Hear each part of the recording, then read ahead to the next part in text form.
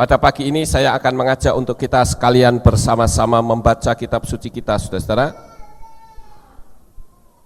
Mari kita akan buka kitab suci kita di dalam kitab Bamidbar atau kitab Bilangan, pasalnya yang ke-33, dan kita akan membaca dari ayat yang ke-7 sampai ayat yang ke-8. Atau kita membaca dari mulai ayat 5 saja, ayat 5 sampai ayat 8. Saya tunggu sampai saudara menemukan ayat ini. Bamidbar atau Bilangan pasal 33 ayat 5 sampai ayat 8, saya bacakan untuk saudara. Beginilah bunyinya.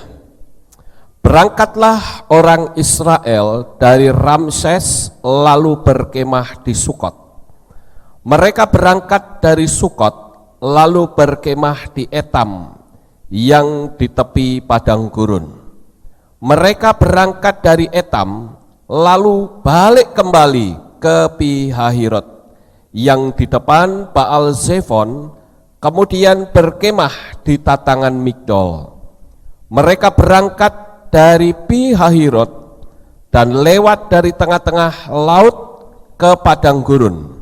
Lalu mereka berjalan 3 hari perjalanan jauhnya di padang gurun Etam, kemudian mereka berkemah di Marah. Sampai di sini pembacaan kitab suci kita. Nah, saudara-saudara, saya akan mengajak saudara untuk menyaksikan bagaimana perjalanan bangsa Israel dari Ramses menuju ke Kanaan. Kalau saudara perhatikan ini perjalanan mereka ya sedemikian jauh sampai di Kanaan, kurang lebih 40 tahun lamanya.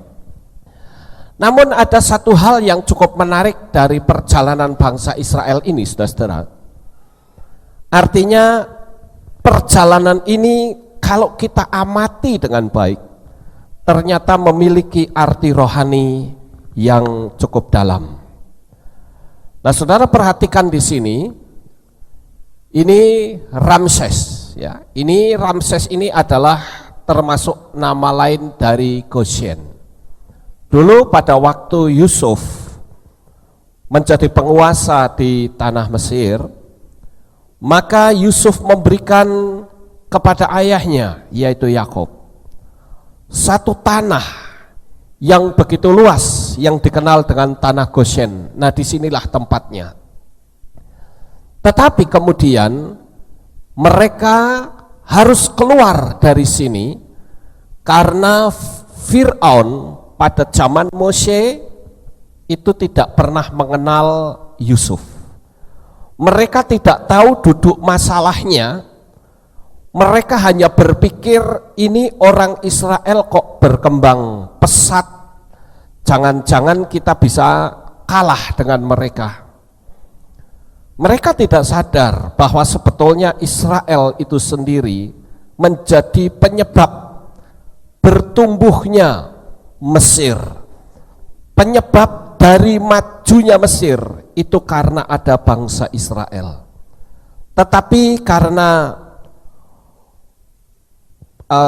Fir'aun yang hidup pada masa zaman Mose, dia tidak pernah tahu tentang bagaimanakah Mesir sesungguhnya pada zaman Yusuf, sehingga mereka bertindak semena-mena.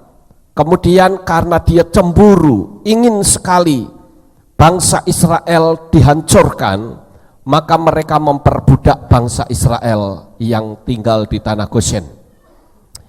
Kemudian saudara-saudara, bangsa Israel akhirnya mengalami pelepasan melalui Mose. Nah, ini adalah perjalanan mereka sekalian. Saya akan mencoba untuk memberikan sedikit masukan kepada saudara sekalian tentang perjalanan yang cukup menarik ini. Sekarang saya dekatkan. Nah, ini dia. Perjalanan ini luar biasa, saudara. Ini dari Ramses, kemudian ke Sukot, kemudian ke Pihahirot, ya.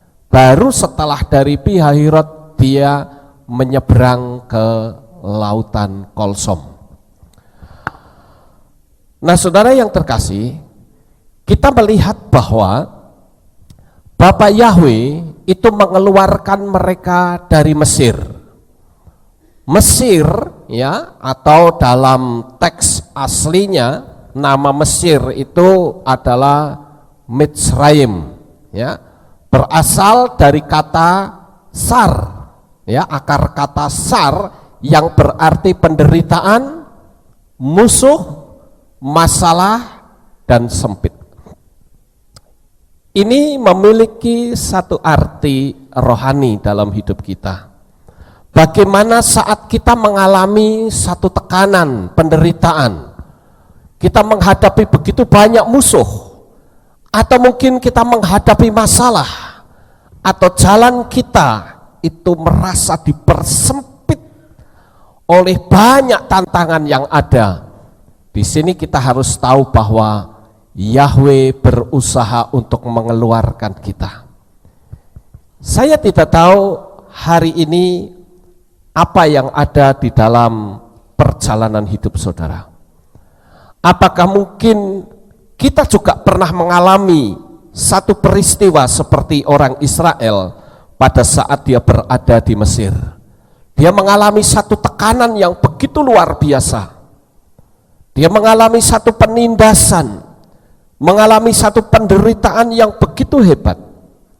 Hari ini saya memberitahukan kepada saudara agar kita berlaku seperti bangsa Israel yang berseru kepada Bapa Yahwe sehingga pertolongan Bapa Yahwe itu datang.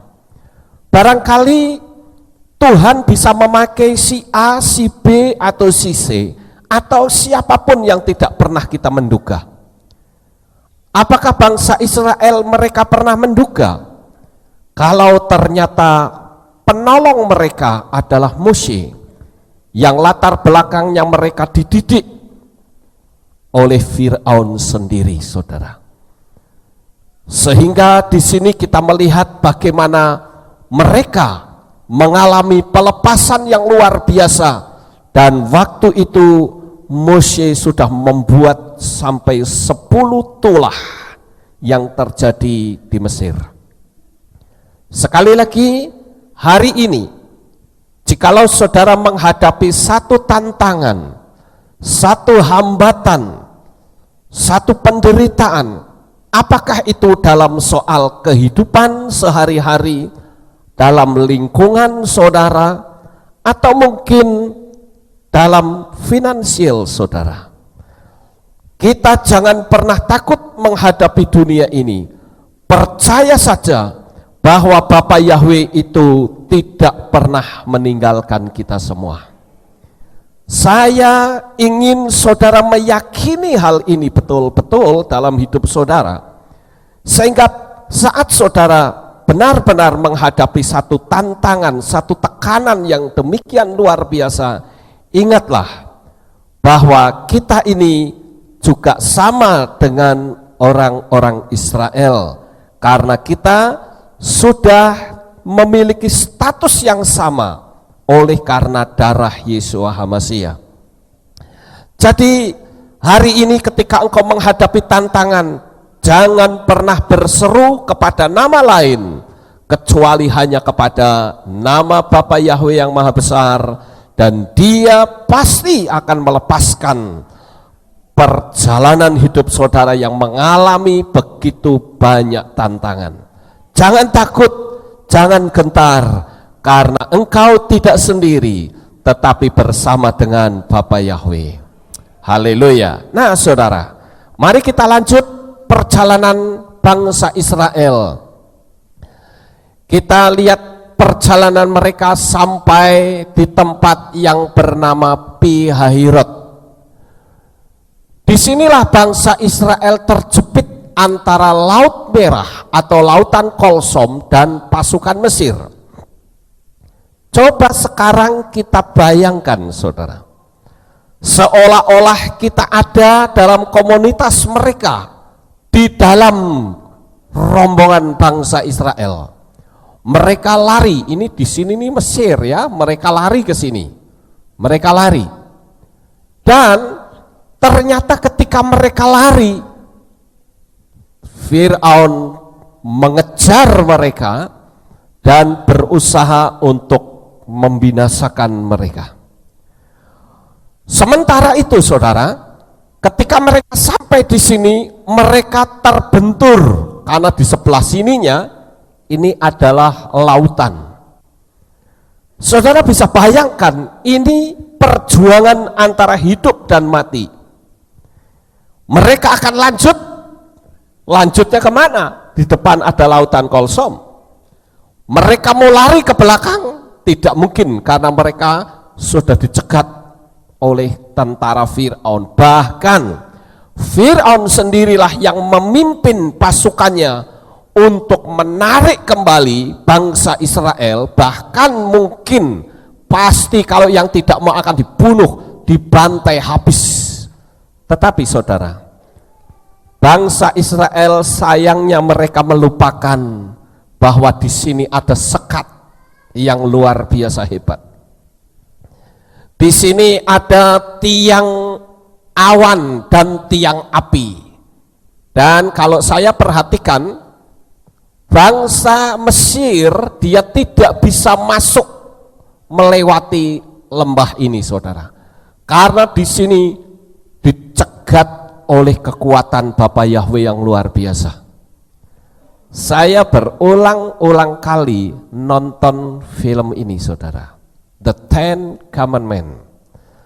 Tetapi setiap kali saya sampai di posisi ini, di screen ini, saudara, saya selalu tidak tahan, pasti saya menangis akan pertolongan dan kasih Bapa Yahweh yang sedemikian hebat menjadi pelindung atas bangsa Israel. Mereka di sini tidak melihat pertolongan Tuhan yang mencegat bangsa Israel, tetapi sebaliknya pikiran mereka tertuju hanya pada tentara Mesir. Bukankah kadangkala kita juga berlaku seperti itu? Ketika kita menghadapi satu tantangan yang akan membawa kita dalam tanda petik menuju kepada kematian, atau sesuatu yang membuat kita menjadi takut luar biasa, kita melupakan adanya sekat di sini, saudara. Kenapa sih kok kita melihatnya ini tentara-tentara Mesir ini? Padahal mereka jaraknya cukup jauh, mereka tidak bisa mendekat dengan tiang api di sini.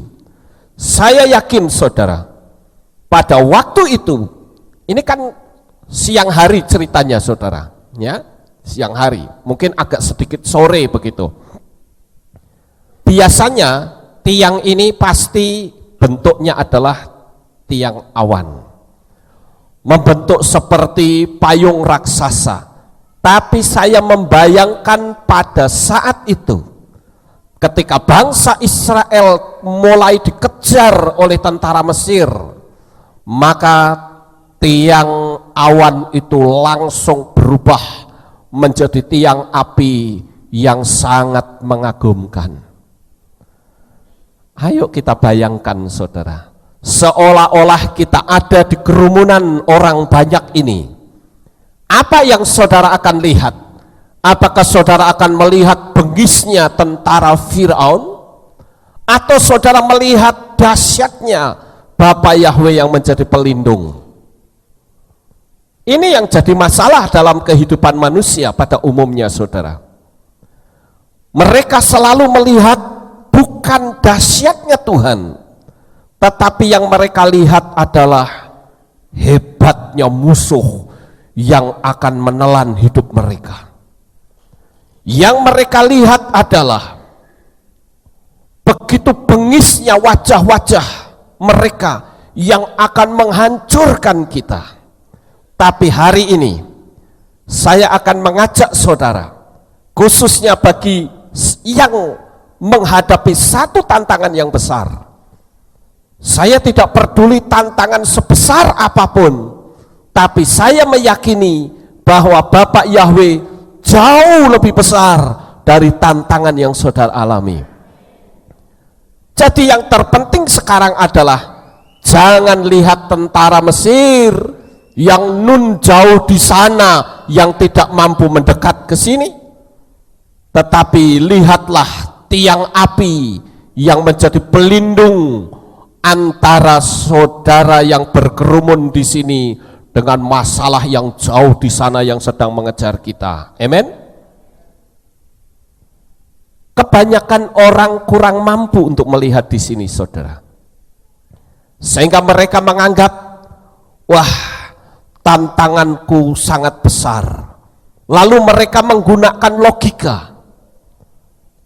Saya berulang kali memberitahu kepada jemaat Tuhan dan semua teman-teman, saya katakan ketika engkau berhadapan dengan satu masalah yang tidak mungkin bisa diselesaikan dengan pola logika atau pola pikir manusia biasa, jangan pernah sekalipun menggunakan logika, karena yang saudara hadapi akan berupa kegagalan.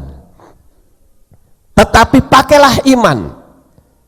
Yakinkah bahwa jalan hidup kita itu disertai oleh kekuatan yang datang dari tempat yang maha tinggi? Kalau kita meyakini, maka kita tidak akan pernah melihat tentara Mesir yang sedang mengejar, walaupun faktanya memang mereka sedang mengejar. Tetapi yang kita lihat adalah dahsyatnya pertolongan Yahweh yang menjadi penyekat antara orang Israel dengan musuh-musuhnya. Sampai di sini saudara bisa paham apa yang saya sampaikan? Sekarang kita lihat yang berikutnya, saudara. Lalu kita perhatikan di sini, saat mereka ada dalam posisi yang kepepet, ya, ini tiang api, sementara di sebelah sini adalah tentara Firaun, sementara di sini pasukan atau orang-orang Israel. Sementara Mose berupaya menenangkan bangsa Israel dengan berkata, tenang saudara-saudara, jangan panik, jangan takut. Mereka berada di satu tempat yang bernama apa? Pi-hahirot. Apakah arti dari Pi-hahirot ini, saudara? Di dalam bahasa Ibrani, kata Pi-hahirot itu adalah mulut kebebasan. Kita pernah tahu ya, kata P itu simbolnya mulut, ya. Pi-hahirot itu mulut kebebasan. Nah, disinilah menjadi satu ujian iman yang ekstrim. Saat kita menghadapi tekanan seperti bangsa Israel yang berada di Pi-hahirot, banyak orang yang tidak bisa berpihak kepada Mose. Mose mengangkat tangan dan berkata, tenang saudara, jangan panik, jangan takut, jangan bingung. Tuhan kita itu dahsyat.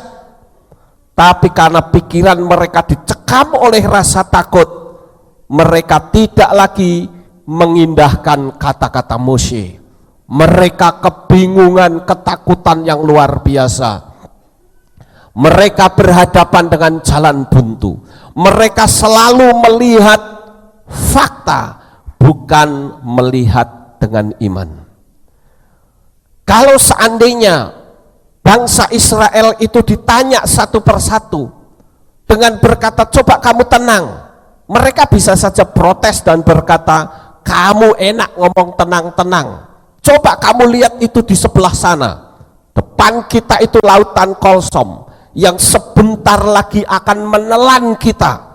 Kita tidak mungkin bisa menyeberang lautan sedemikian luasnya. Sementara di belakang sana itu ada tentara Firaun yang siap untuk melahap kita habis di sini.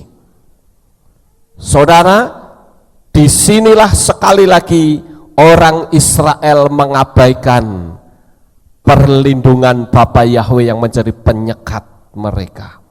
Seharusnya mereka sadar, kalau saja tidak ada Yahweh yang berwujud tiang api ini, mereka sudah habis dari kemarin-kemarin. Sama seperti perjalanan hidup kita. Kalau sampai hari ini kita masih aman, masih tentram, tenang, damai, sejahtera, siapa sebetulnya yang bikin itu semua? Kalau bukan Bapa Yahweh. Amen. Jadi selayaknya lah kita tiap-tiap ibadah itu bisa datang memuliakan Tuhan, meninggikan Tuhan. Wong cuman 2 jam saja, saudara. Berapa banyak di antara kita yang saat jam ibadah bukan menjadi sesuatu yang menyenangkan untuk mereka, tetapi menjadi sesuatu beban yang berat untuk mereka. Lalu mereka berkata, ya kebaktian lagi dah ini, kayaknya kok kita ibadah terus ya.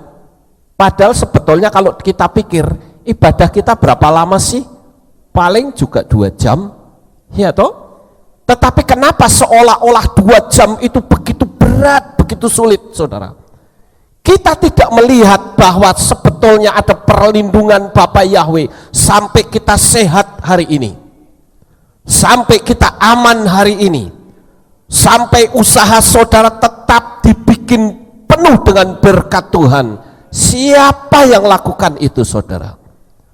Akankah kita keberatan hanya untuk menghampiri Tuhan dan berkata, aku mau memuliakan Engkau bersama dengan saudara-saudara seimanku dalam kehilat seperti ini?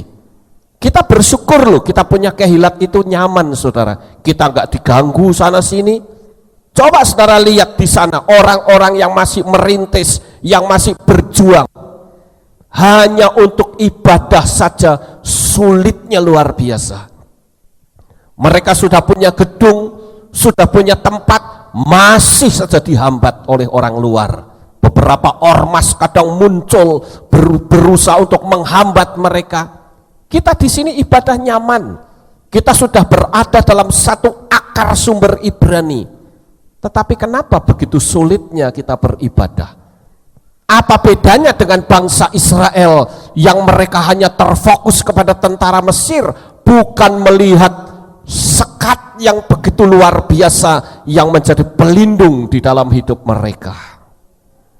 Bapak Ibu saudaraku yang terkasih, ayo mulai sekarang kita sadari betapa Tuhan itu menjadi pelindung dalam kehidupan kita, sehingga kita bisa ikutin apa yang disampaikan oleh Mose. Tenang. Makanya tempat perhentian terakhir ini dalam arti mereka sampai pada batas, mereka menghadapi jalan buntu, mereka berada di satu tempat yang bernama Pi-hahirot, yang berarti mulut kebebasan. Nah, disinilah mulut kita diberi kebebasan untuk kita meneriakkan iman, atau kita akan berkata, lebih baik aku mati di Mesir daripada aku mati di tempat ini. Pilihan ada pada kita, dan mulut kita itulah yang akan menjadi penentu jalan hidup kita.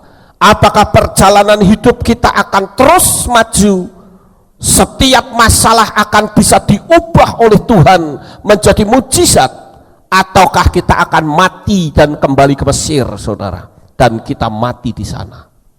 Kita ada dalam penindasan kehidupan yang lama. Nah, oleh karena itu saudara perhatikan, bukan satu kebetulan kalau Pi-hahirot ini memiliki arti mulut kebebasan. Di tengah-tengah tekanan itu, Tuhan memberikan kebebasan untuk mulut kita bersuara. Apakah kita bersuara menyuarakan iman, menyuarakan mujizat, atau sebaliknya mulut kita akan menebarkan aura kematian, mulut kita akan menebarkan aura kehancuran bagi diri kita sendiri? Oleh karena itu, saudaraku yang terkasih, kenapa saya bawa saudara untuk menyaksikan peristiwa ini? Karena kita seringkali berada di posisi yang seperti ini.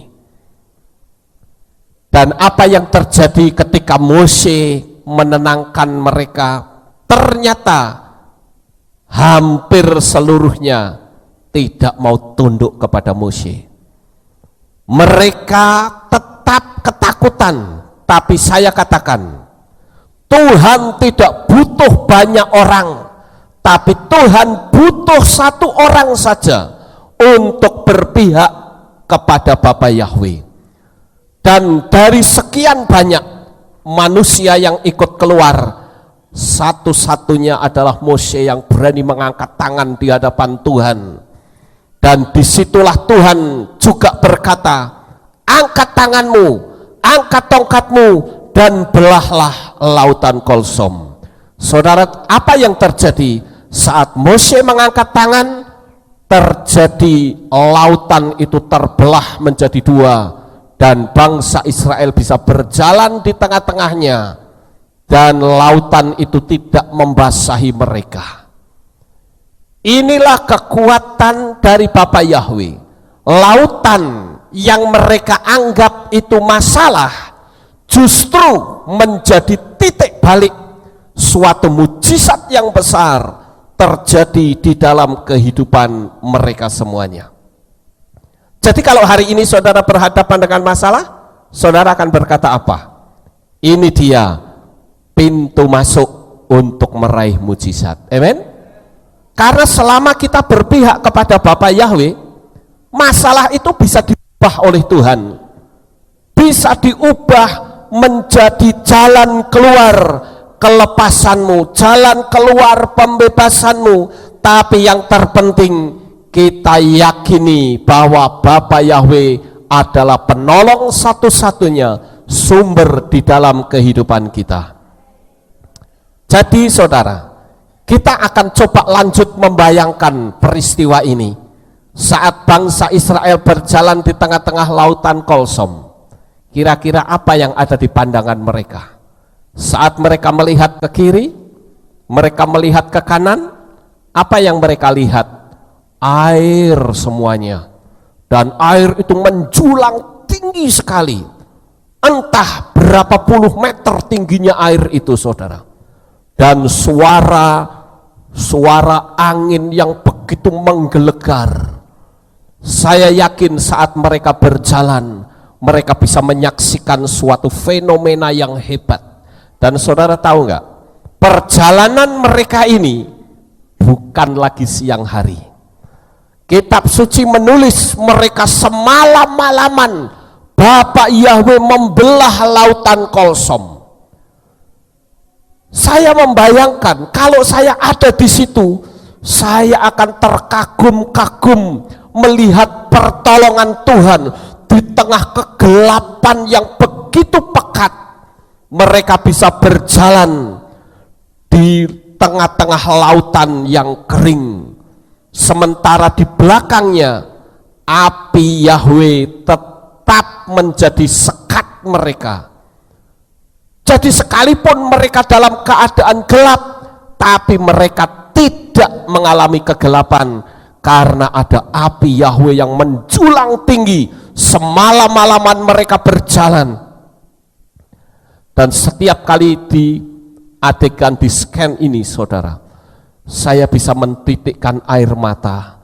Saya merasakan betapa hebatnya pertolongan Tuhan atas hidup kita. Masalahnya, pertolongan ini tidak pernah datang karena hati kita diwarnai oleh keraguan. Hati kita diwarnai oleh kecemasan dan banyaknya energi-energi negatif yang menguasai hidup kita, sehingga kita tidak bisa melihat apalagi mengalami mujizat Tuhan.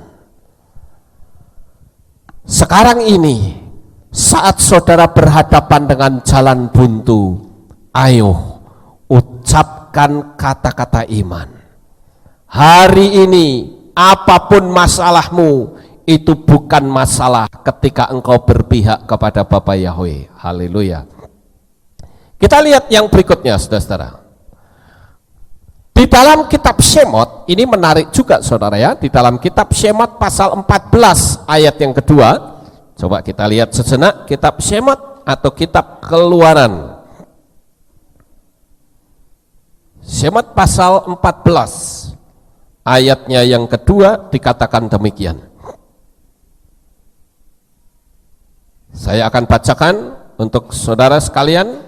Shemot pasal 14 ayat yang kedua. Katakanlah kepada Bani Israel agar mereka kembali dan berkemah di depan Pihahirot di antara Migdol dan laut itu di depan Baal Zefon. Kamu harus berkemah di seberangnya di tepi laut. Nah, ini saat bangsa Israel belum menyeberang, saudara. Mereka disuruh balik lagi. Ya, dikatakan bahwa Elohim membuat mereka berbalik kembali.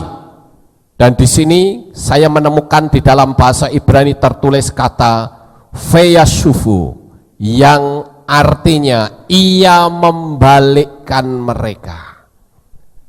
Iman adalah keyakinan akan penyertaan Tuhan, sekalipun dia membalikkan kita. Bangsa Israel sedang ada dalam masa ketegangan yang luar biasa. Mereka tahu perjalanan mereka belum selesai. Ibarat seperti perjalanan hidup kita, saudara.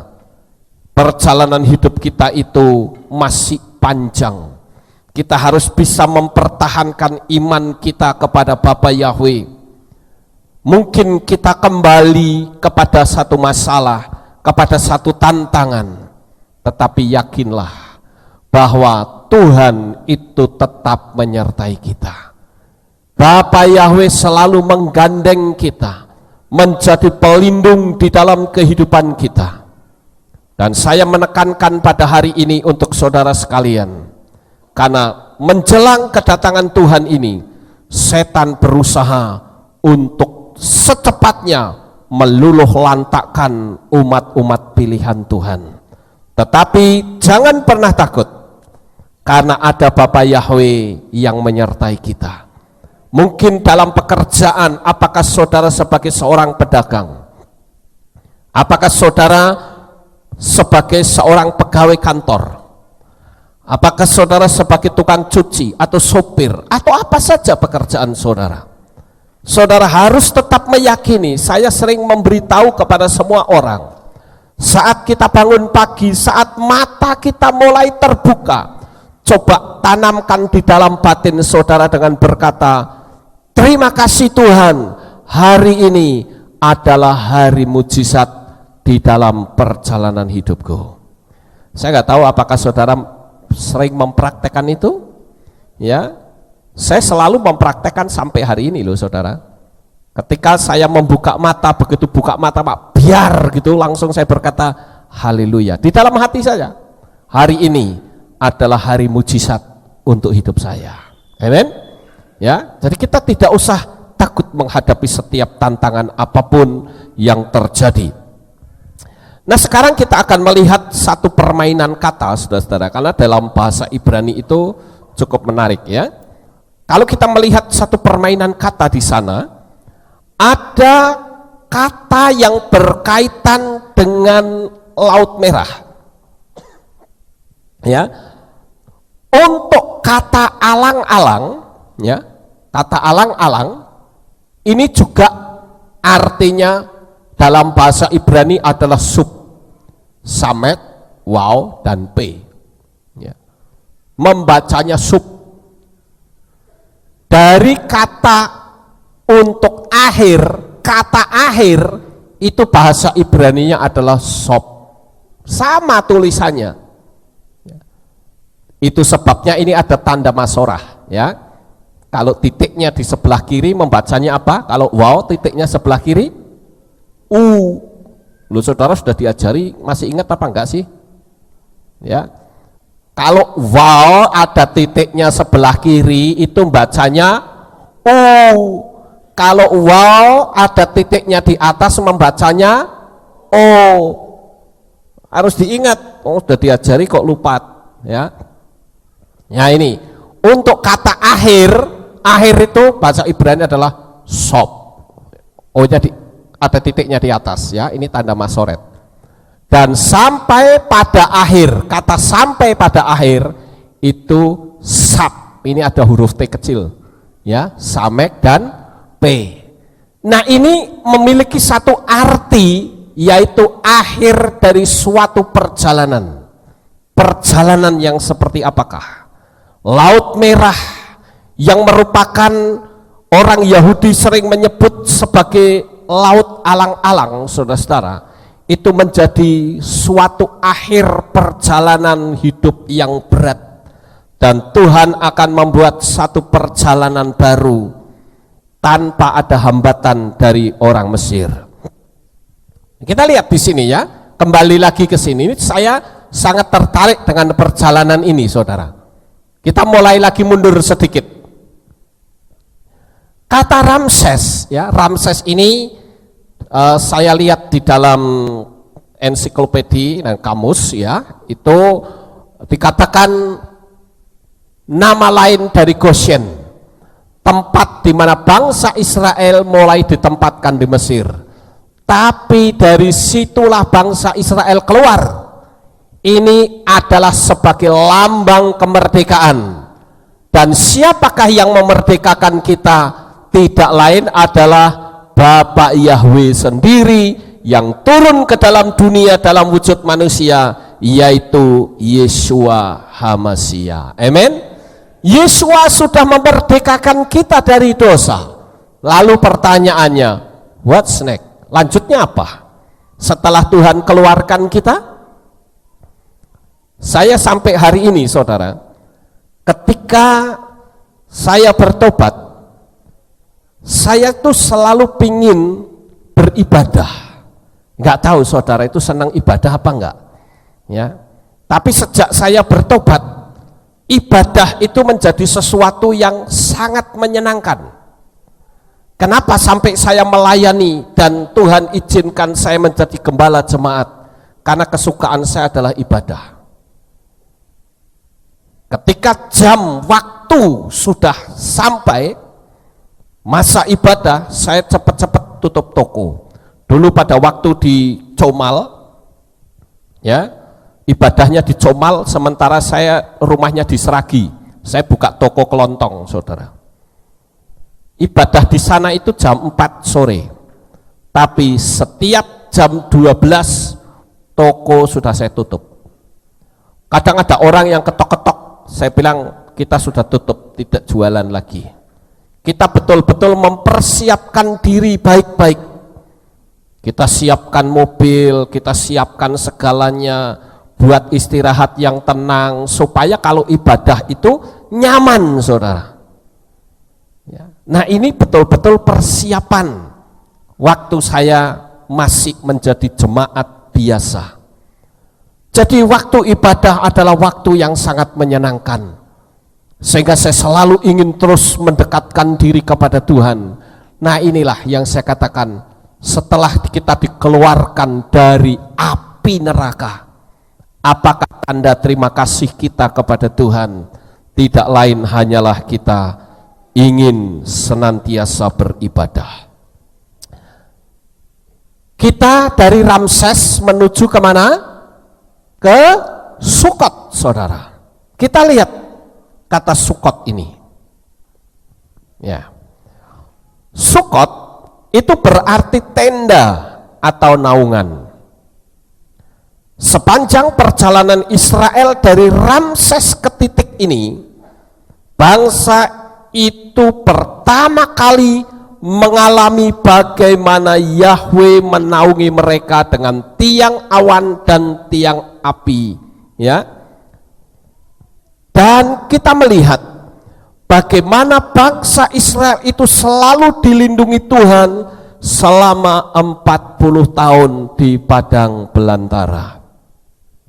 Bapak Ibu Saudara yang terkasih, di sini kita harus selalu meyakini akan pertolongan dari Tuhan. Karena kita tahu bahwa waktunya itu sudah hampir tiba. Kita melihat sekarang begitu banyak sekali orang-orang yang menerima Bapa Yahweh itu mengalami suatu tekanan yang hebat. Nah, saudara, di sini kita melihat bagaimana setan itu sekarang sudah terang-terangan loh. Orang yang memanggil nama Yahweh betul-betul ditekan habis-habisan. Tapi saya katakan, setiap manusia, bahkan kekuatan manapun tidak akan mampu menekan manusia, menutup jalan manusia ketika Bapa Yahweh membuka jalan manusia itu sendiri. Jadi tidak ada kekuatan lain yang bisa menghambatnya. Kalau Tuhan yang membuka, tidak ada kekuatan manusia yang bisa menutupnya. Tapi sebaliknya, kalau Tuhan menutup, tidak ada satu kekuatan manusia yang bisa membukanya. Haleluya. Saudara tahu, kemarin saya membaptis 2 orang dari Cepu, ya. Saya sudah kenalkan saudara pada hari Sabat kemarin. Mereka datang ke sini. Tahu nggak saudara? Sebetulnya yang akan dibaptis itu 2 orang, tapi 2 orang itu mundur karena mereka mendapat ancaman dari gembala sidangnya. Mereka takut. Lalu yang datang ke sini, ya, karena Pak Agus ini sudah sewa mobil, jadi tidak bisa dibatalkan. Tapi 2 orang yang tadinya menggebu-gebu ingin dibaptis, tiba-tiba membatalkan karena takut dengan gembalanya, karena dikatakan kamu tersesat loh memanggil Yahweh, kamu masuk neraka kalau panggil Yahweh, katanya. Ketakutan dia, sehingga dia nggak jadi, saudara. Nah, yang akhirnya yang kesini itu kan bukan orang yang mau dibaptis, saudara, tapi ada 1 anak kecil keponakannya Pak Agus, dia tetap bertekad, aku tetap mau dibaptis, sekalipun orang tuaku menentang hebat, saya tidak peduli. Anaknya masih kecil, mungkin sekitar 12 atau 13 tahun, saudara, ya. Dan pada waktu itu kami berbincang-bincang dengan ada 3 orang tua di situ. Mereka tidak ada minat sama sekali untuk dibaptis. Lalu saya terangkan, saya berbincang-bincang di situ. Dan ternyata Roh Kudus menggerakkan salah satu dari ketiga orang tua ini untuk mengatakan, saya mau dibaptis ikut sama anak ini. Saya berkata haleluya. Dan di situ kuasa kegelapan bekerja, saudara. Salah satu dari 2 orang tua ini ternyata bisa marah, ya. Marahnya memang tidak terang-terangan, tapi langsung mengatakan, setelah kami membaptis tidak berapa lama, dia berkata, Pak, saya tak pulang duluan. Oh, kenapa pulang duluan? Katanya mau nginap lagi. Saya bilang, enggak, saya mau pulang duluan, ada perlu, katanya. Nah udah, dia pulang, saudara. Nah baru Pak Agus kasih tahu. Itu marah tuh orang itu tuh, ya. Orang ini nih memang selalu ngatur-ngatur, katanya. Tapi saya bersyukur, ini bapak yang dibaptis berkata, saya nggak peduli. Keselamatan itu sifatnya pribadi. Apalagi anak saya itu pendeta dan sudah ngerti nama Yahweh. Saya tidak mau ketinggalan. Saya dibaptis di sini. Jadi pekerjaan setan itu nyata loh sekarang, saudara. Tuhan betul-betul memisahkan antara orang yang tetap bertahan dalam nama berhala itu atau berpihak kepada nama Yahweh. Ini terang-terangan sekarang setan, saudara. Apalagi kedatangan Tuhan yang kedua kali sudah begitu dekat. Saya melihat di internet, saudara, ternyata sekarang pemberlakuan microchip itu sudah mulai dilaksanakan di Amerika. Saya melihat di Facebook, ya, dikasih tahu istri saya, lalu saya buka itu Facebook, saudara, ada gambar-gambar orang yang disiksa. Nah, sebuah gambaran di mana nanti orang yang tidak mau memakai microchip, dia akan disiksa dan dianggap teroris. Karena seluruh dunia nantinya harus memakai microchip. Kenapa? Karena microchip itu dipakai untuk melacak. Andai kata ada orang yang berpihak ke teroris, tinggal catat nama, saudara mau lari kemanapun, saudara akan ketangkap. Kenapa? Karena di dalam diri saudara sudah terpapang microchip di kepala maupun di tangan. Nah, ini yang harus kita ketahui, saudara. Tapi saya memberitahu kepada saudara, sekalipun orang yang tidak mau memakai microchip nanti akan dianggap sebagai teroris, kita akan tetap berpegang kepada firman Tuhan. Kita tidak akan pernah mau pasang microchip. Amin. Apapun risikonya. Karena kitab Gilyahna atau kitab Wahyu memberitahu, setiap orang yang dipasangi microchip nantinya akan terkena bisul-bisul yang akan mematikan dia. Dan orang yang memakai microchip otomatis menjadi milik sang binatang itu, yaitu 666 anti Hamasia. Mungkin saudara kan berkata, lah bagaimana uang saya nanti? Ya, kalau saudara berpikir itu, resikonya orang yang tidak mau memakai microchip adalah uang saudara akan disita oleh negara. Persis seperti yang kitab suci tulis, orang tidak bisa membeli atau menjual tanpa memakai microchip. Jadi nanti kalau saudara belanja di shopping mall, ya, di supermarket, begitu saudara mau bayar pakai uang, nanti kasir akan berkata, maaf Bu, saya tidak terima uang kontan, ya, tidak terima uang cash, tapi memakai microchip. Ibu bawa microchip enggak? Pakai microchip enggak? Enggak. Ya mohon maaf ya Bu, supaya barangnya bisa dikembalikan lagi. Gimana saudara? Ataukah kita pakai hikmat sedikit? Pakai microchip enggak apa-apalah, nanti gampang dilepas gitu ya. Bisa begitu kira-kira? Tidak bisa. Saya beritahu saudara, sekali tubuh saudara dimasuki microchip, maka saudara total milik setan. Lalu kalau ditanya nanti gampang dilepas, pertanyaannya siapa yang berani melepas? Ayo, saya mau tanya, siapa yang berani melepas? Dokter tidak akan pernah mau. Karena semua dokter akan dikasih tahu, kalau saudara berani melepas tanpa izin, saudara dianggap teroris. Sama seperti seorang perampok. Saudara tahu kalau perampok ditembak kakinya, dar, bolong kakinya, pelurunya ada di dalam. Apa dokter berani ngelepas gitu, ngambil pelurunya? Nggak mungkin.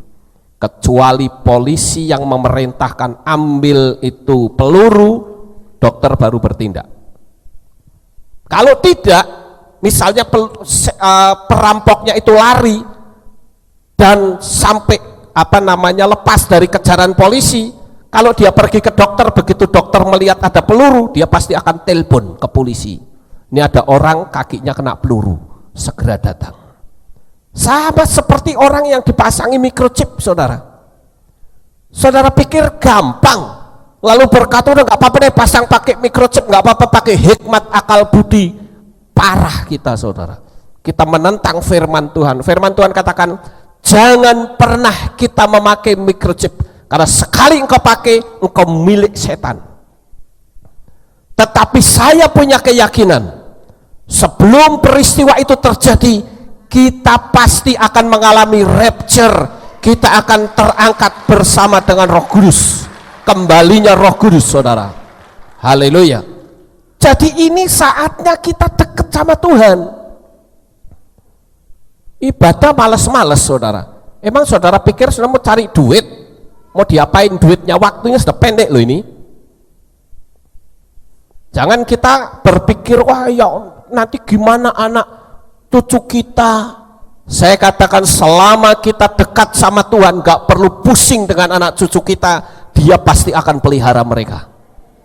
Yang penting sekarang kita dekat sama Tuhan, jangan kita tinggalkan saudara.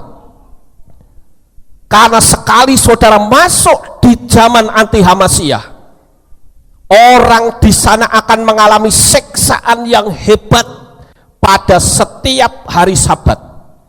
Yang nulis kitab suci, jangan saudara berkata Pak Lukas nakut-nakutin, saya tidak. Kitab suci sendiri yang mengatakan bahwa nanti tiap-tiap hari Sabat akan ada siksaan yang belum pernah terjadi di dunia ini. Dan lebih mengerikan lagi karena dikatakan dalam kitab suci, maut lari meninggalkan mereka. Saya kemarin Sabat, waktu saya khotbah, saya sampaikan kepada jemaat bahwa sekali waktu saya akan tayangkan videonya tentang orang yang dikatakan maut lari meninggalkan. Cuman saya berpikir kayaknya nggak nyaman deh, ya. Tapi saya sudah pasang video saya di khotbah kemarin. Saudara lihat saja di YouTube ya. Jadi resiko saudara tanggung sendiri kalau nonton itu. Ya, kalau saya tonton ini kan saudara saya paksa untuk nonton, iya toh. Jadi saya taruh saja di khotbah kemarin, sudah saya pasang, akan saudara saksikan di sana. Ada orang yang iganya patah, ini mengelupas keluar, jantungnya sampai keluar, masih tetap berdedup. Orangnya masih hidup, masih bisa diajak ngomong, saudara. Ya. Kemudian orang yang lindes truk, separuh dari sini ke bawah habis, saudara. Orangnya masih hidup, bahkan masih telepon, masih handphone ya, masih pegang handphone, masih panggil-panggil teman. Ya. Terus ada satu lagi orang yang renang, jatuh kena lingir kepalanya, itu pecah jadi dua, saudara. Jadi kalau ngomong harus dikincop ke tubuh kepalanya. Saya pikir nggak nyaman, lebih baik kalau saudara pengen nonton, lihat saja khotbah saya kemarin. Ya, jadi kalau saudara nggak mau nonton kan nggak usah buka, betul nggak? Tapi kalau saya putar di sini, saya paksa saudara berarti untuk nonton. Lebih baik kalau saudara pengen lihat aja di YouTube saudara ya. Kalau nggak pengen ya udah nggak usah dilihat kan gitu. Ya, soalnya terus terang nggak nyaman lihat gitu saudara. Ya, ngeri sekali. Ya. Nah itu yang nanti akan terjadi. Bisa saja ada siksaan orang ditarik pakai mobil sininya sampai copot tapi nggak mati. Bisa nggak terjadi? Oh bisa saja. Ini waktunya untuk kita dekat sama Tuhan, saudara. Karena saat kedatangan Tuhan itu sudah sedemikian dekat. Haleluya. Tadi kita sampai di Sukot, ya. Cukup menarik kata Sukot ini. Kita lanjut. Di dalam kitab Lukas pasal 2 ayat 2, saudara, di sana kita menemukan bayi Yesua dibungkus dalam kain lampin. Dan kain ini biasanya digunakan bagi suluh tong minyak dalam ruang perempuan. Ini salah satu ruang dalam bait Elohim selama perayaan Sukot. Jadi ada dekat ya tentang Sukot dan kelahiran Yesua. Ya, walaupun sekarang ada wacana orang mengatakan, oh kelahiran Yesua itu bukan pada perayaan Sukot. Terserah. Kalau saya mempercayai bahwa Yesua lahir persis di perayaan Sukot dan dia disunat pada hari yang ke-8 dan itu persis pada penutupan Sukot yang dikenal dengan Simchat Torah, ya. Jadi di sini ada keterkaitannya yang sangat indah. Kita lanjut, saudara. Yesua lahir di sebuah kandang hewan dan dibaringkan dalam palungan. Itu di dalam Lukas 2 ayat yang ke-7. Nah, kata Ibrani untuk kandang hewan semacam ini adalah sukah atau Sukot dalam bentuk jamak. Seperti yang tertulis di dalam kitab Beresit atau Kejadian pasal 33 ayat 17. Tetapi Yakub berangkat ke Sukot, lalu mendirikan rumah dan untuk ternaknya dibuatnya gubuk-gubuk. Itulah sebabnya tempat itu dinamai Sukot. Selalu ada keterkaitannya antara Sukot dengan kelahiran. Luar biasa sekali saudara. Dan kata Yunani skeno, itu kan ada kodenya ya, 4637, itu kalau dipakai menurut Strong Concordance, itu artinya to fix one tabernacle, have one tabernacle, atau abide or live in a tabernacle or tent atau tenda. Tabernacle temporary resident atau dwell, ya, tinggal sementara. Jadi ini selalu ada keterkaitannya. Makanya Sukot itu adalah merupakan hari raya yang orang Yahudi juga menyebut hari raya terang. Makanya ketika Yesua datang ke dunia ini, dia memproklamirkan diri sebagai terang dunia. Amin. Haleluya. Dan kita lihat yang berikutnya saudara, kata Pihahirot. Disinilah Fir'aun berusaha untuk menariknya kembali masuk ke dalam kehidupan yang lama. Di dalam perjalanan hidup kita, masa lalu kita akan selalu mengejar dan berusaha untuk menariknya sehingga kita kembali kepada posisi masa lalu dan kita akan dicengkeram masuk dalam lingkaran setan. Oleh karena itu kita harus senantiasa memiliki pandangan jauh ke depan agar kehidupan kita semakin berkenan di hadapan Tuhan. Arahkan mata rohani kita, mata jasmani kita kepada visi dan impian kita ke depan. Haleluya. Dan di Pihahirot saudara, di sana terdapat yang namanya Baal Zephon. Saya coba cari tahu apa sih Baal Zephon ini saudara.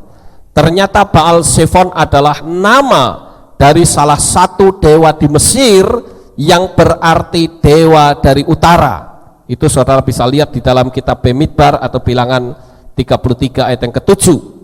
Disinilah Israel harus menentukan jalannya dengan tegas, kembali atau lanjut. Hari ini saya beritahukan kepada saudara agar kita terus berlanjut mempelajari kebenaran firman Tuhan semakin lebih dalam lagi, mengingat waktu yang semakin dekat. Saya nggak tahu apakah saudara menyadari bahwa saat ini waktu itu berjalan begitu cepat. Saudara sadar nggak? Ya, 1 minggu rasanya cepatnya minta ampun saudara.